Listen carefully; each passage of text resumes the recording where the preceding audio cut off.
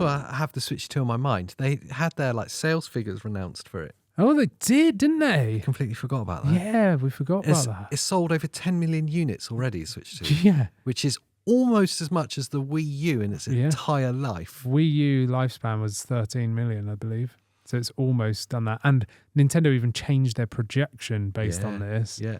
Because I think they previously said, they projected 15 million or something? In the first year. Yeah, and then they changed that now to 19 or something? Oh, I think it's in 40s. Oh, really? Yeah. Wow. I did have the screenshot, but because I posted it on Twitter, but yeah, absolutely insane. Incredible. And when you consider that it's not just that it's so early in its lifespan, but there's such little like first party software for it. Yeah.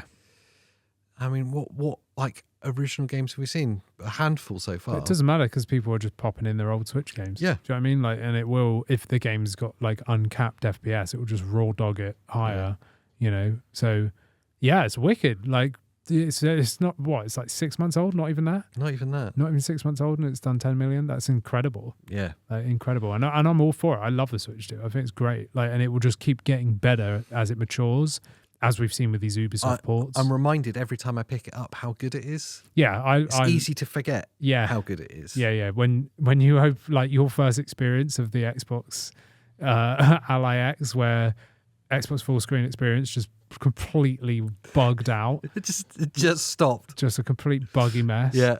And like you playing on whatever it was earlier, and then you just had like a weird white pop-up window, like just hovering around on the screen for ages, and you're like, yeah, I've broken it. It was Windows. like, this is just so like... There's a lot of frustration for the Windows thing. Yeah. And then when you go to Switch 2 and it turns on, you click game and it plays. Game. Yeah. It's like, oh, it's so nice. Yeah.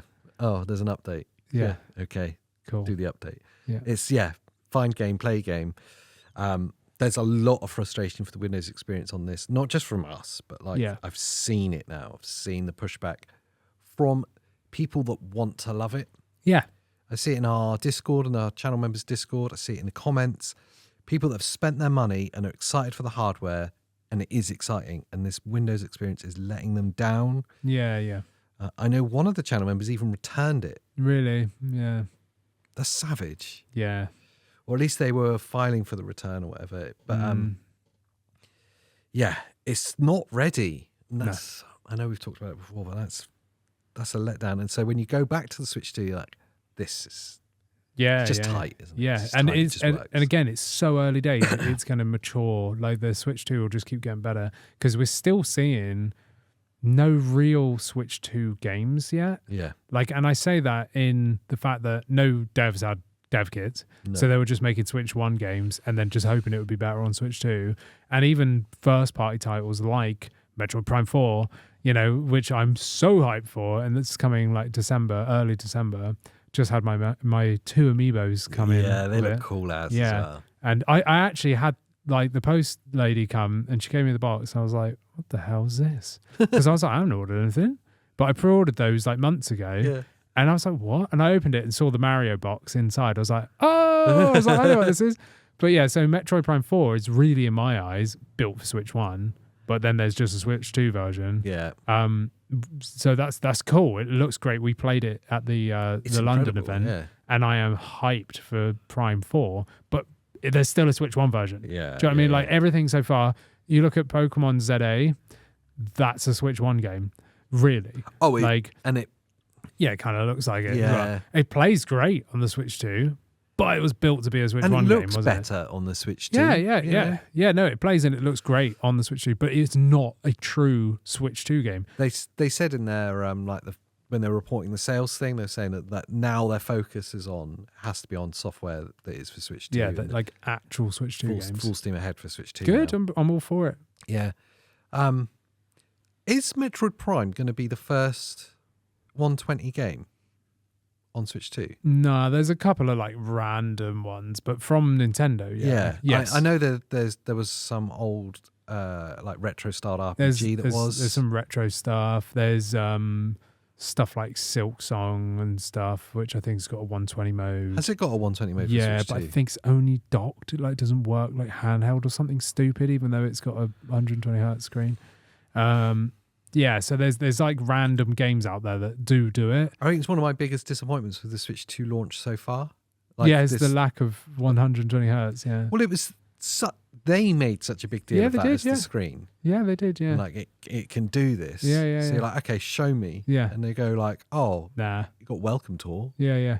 Just pay £10 for it. But yeah, I'm hyped for the fact that we're getting modes in Prime 4. Yeah. So like docked, you got 4K 60, which is sweet, and I'll be just playing in that, I think. Or you got 1080p 120, which is wicked. I'll try it out. And then handheld, you got 1080p 60, which is wicked. 1080p, yes please. Yeah. Like it's going to look great on that screen. Or you got 720p 120. It's going to be amazing. It's going to be incredible. I'm going to try it. Oh yeah, absolutely. I just want to see what it's like. I mean, this is like totally a little bit different, but I was playing on Village, Resident Evil Village, and was playing it on the TV and 4K and stuff, you know. So my missus' computer can run it about 100 FPS, like maxed out.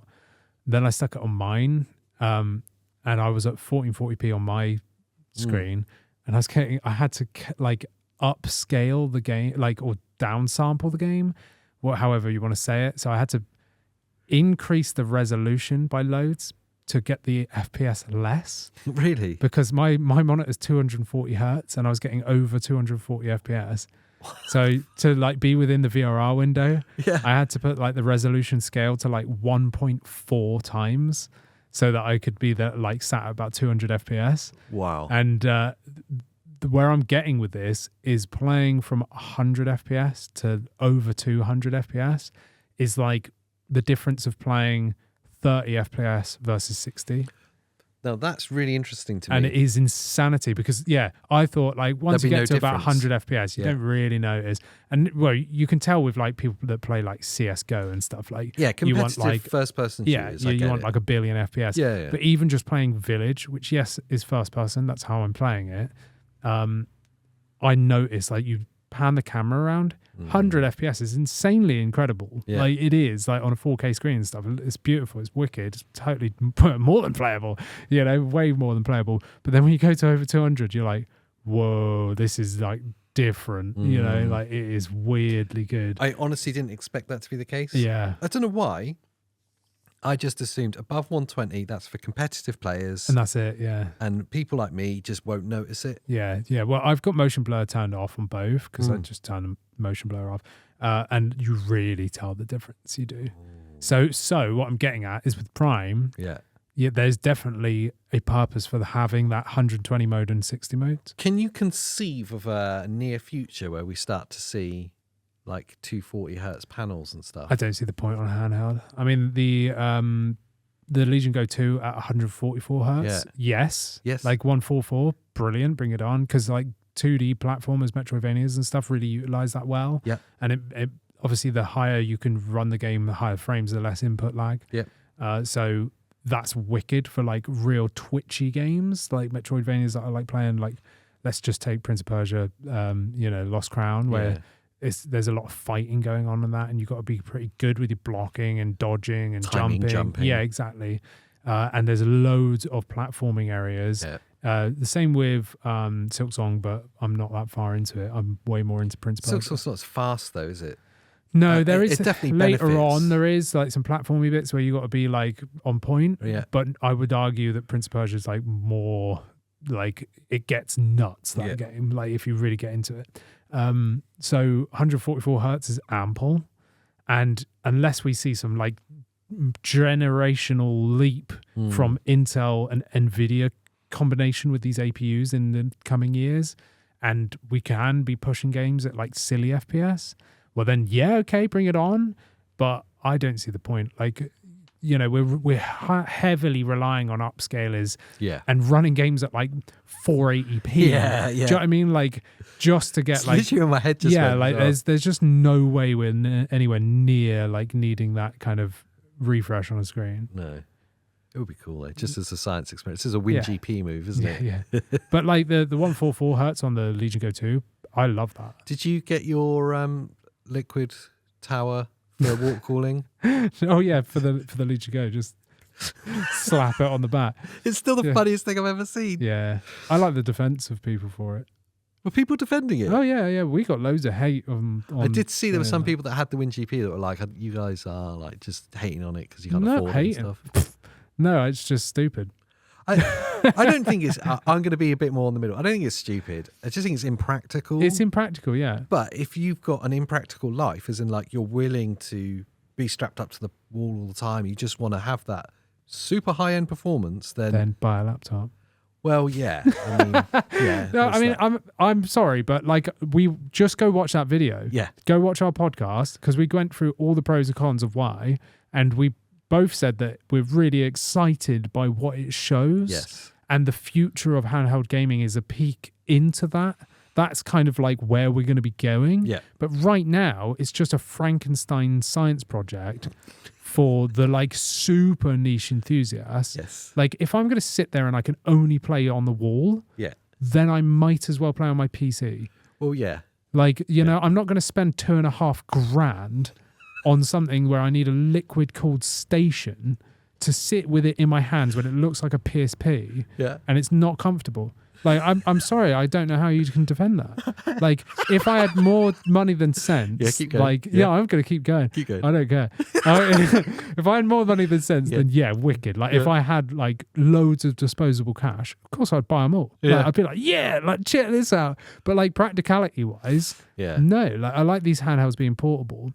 Like, so, like, if I need to wheel out like a trolley with like a liquid cooled station and like a nuclear power plant like on the bottom of it, it's not handheld anymore. We're coming from the future to tell you to go and watch a video of the past. Wow, time traveling. Wow. I like this. Yes. Because you've just seen an amazing, incredible clip from ourselves. And I do think it was amazing, if I don't say so myself. Yes. But you should go and watch the full podcast that's been pulled from.